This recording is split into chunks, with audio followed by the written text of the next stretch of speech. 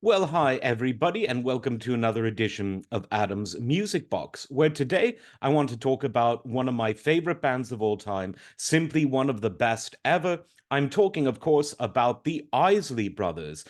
The Isley Brothers were unique and interesting and amazing for many different reasons. Let's just start with the least musical one of all, which is that they had a really, really long lifespan as a band, longer than the Rolling Stones, longer than just about anyone.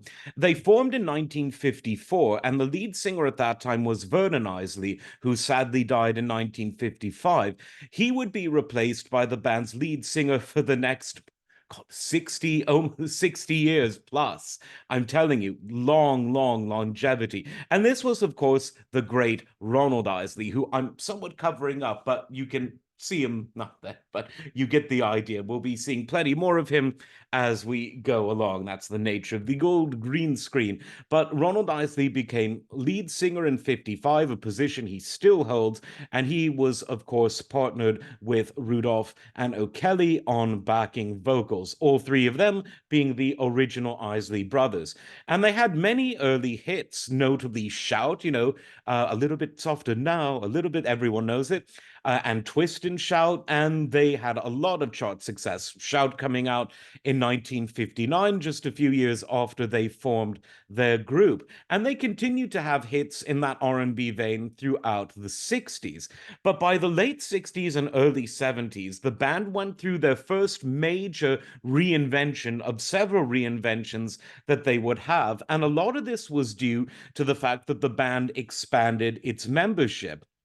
At first, it was unofficial, but people, including younger brother Ernie Isley on guitar and later guitar and drums, joined. Now, what made his guitar playing so unique? Well, it may well have been because his guitar teacher was none other than Jimi Hendrix. Hendrix was, of course, a touring member of the Isley Brothers and played with them a bit in studio in the mid 60s before breaking out as one of the biggest solo artists of all time. And the young Ernie was given guitar lessons by Jimmy and learned a lot from observing him. And you can tell because Ernie Isley is one of the greatest guitar players of all time. And it's frankly criminal that he's not mentioned in the same sentence as the other guitar players that typically make that list. He should be up there, I think, in the top five, along with Eddie Van Halen and Jimi Hendrix. And even on the jazz side, you could say that his impact was as important as people like Holdsworth and McLaughlin. He's really, really, really good. If Robin Trower took after Hendrix for his more blues side, Ernie certainly took after his more funk side because Hendrix had a bit of both, which is what made him fantastic. Now, also joining the band, first informally and later formally around the late 60s, early 70s, was Chris Jasper. I don't know how to do this with the green screen, so who cares? But he's the one in the back. Sort of with his head above the others, maybe standing on something, I don't know. But Chris Jasper was a natural composer with a tremendous talent.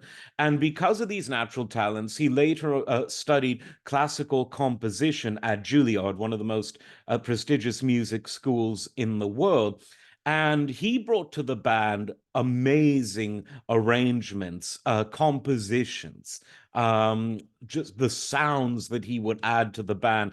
In many ways, Chris Jasper became the Isley's X Factor, along with Ernie. You've got a virtuosic guitarist with a Hendrix pedigree, a classically trained composer from one of the best musical backgrounds you could imagine, bringing his keyboard sound, his compositional techniques, and then, of course, the other addition at this time on bass, and the only one holding a bass in the picture, was Marvin Isley, a great funky bass player who really gave them that fat, round sound that they got famous for. Now, the Isleys, of course, recorded many, many albums, but I think the best era was really in the 70s, beginning with Get Into Something in the year 1970 and ending just after the 70s with 1983's Between the Sheets, because it was these albums where the three more or less original brothers, and the new additions were involved, even though formerly it was the Brother album of 1972 that saw both Chris Jasper, Marvin, and Ernie Isley join the fray before becoming official legal members the very next year with the 3 by 3 album, three meaning the three pretty much original brothers and the three new family additions. Now, what made the music special? Now, as you can tell from the pedigree that I discussed, you had virtuosic talent. More than a lot of bands had great feel, and great feel is super important. I would say more so than virtuosity. But when you combine that great feel, which all of the Isleys had, with this virtuosity, you got a combination of something that was pretty much perfect. Did they ever write a bad song? No. Have they ever put out a subpar performance? No. Were there any albums that were weak, that were filled with filler? Absolutely not. Everything the Isleys did was absolutely spot on perfect. And it was in this era, frankly, of all of their eras, where that became most apparent. I suppose even though all of the albums were good, I do kind of have a favorite. I think Go For Your Guns, if you wanted to think of one Isley album out of all of them that was really, really strong, it was probably that one. And I suppose the reason is because of the hits on it. You had Voyage, sorry, Journey to, sorry, I always get that screwed up. Voyage to Atlantis, which is one of the best funky love songs ever. And you also have Footsteps in the Dark, which later was reborn in the 90s as a sample for Ice Cube's It Was a Good Day. Now, that's another thing that really shows that the Isleys had a formidable legacy. It's hard to think of any other single group or band other than maybe Parliament Funkadelic that were sort of two bands acting as one that had as many samples on 80s, 90s, and beyond hip hop records than the Isley Brothers. So many of their beats, of their riffs, of their vocal refrains have been sampled by hip hop artists, which again, it's a sign of longevity because unless you're Dr. Dre or Ye, formerly Kanye West, who have an uncanny ability to reach into the really obscure records of the 60s, 70s, early 80s to find samples, most people are going to look for samples that really had a big impact on their life. And again, that's one of the reasons the Isleys was so important for that. They were a more melodic band than Parliament Funkadelic, but just as funky. The vocals, of course, were peerless. The playing was peerless, and the recording was. And that's why I think, as you can see from the title of this video, me and the green screen, it's not easy being green screen. I think it's high time for the Isley Brothers to get the audiophile treatment for their 1970 through 83 catalog. And here's why I think that's important. All of the albums were recorded really well. You can tell that from the rather hastily made, so it would seem, high res digital versions of the albums that Sony put out a few years ago. Some of the initial pressings, the vinyl itself, could have been better, but you can tell even from that. That the band really were recorded well, and some of the sporadic semi-audiophile vinyl pressings that they've been given show that they really were recorded well. But I think the whole catalog should get the audiophile treatment, whether it's on MoFi, Mobile Fidelity, or on acoustic sounds. So if the guys like Sean Britton and Krieg Wunderlich are listening from MoFi, if Chad Kaysen is listening to this from acoustic sounds, I think this would be a good way to go. Now, obviously, it's not as easy as snapping your fingers to just make an audiophile record happen, let alone a series. And when I say record, I mean LP, SACD, ideally high res download too, if the licensing is right. The point is, the following steps really need to be taken. First of all, you need to see who owns the stuff, who has the master rights, and if they're willing to do a reasonable license deal.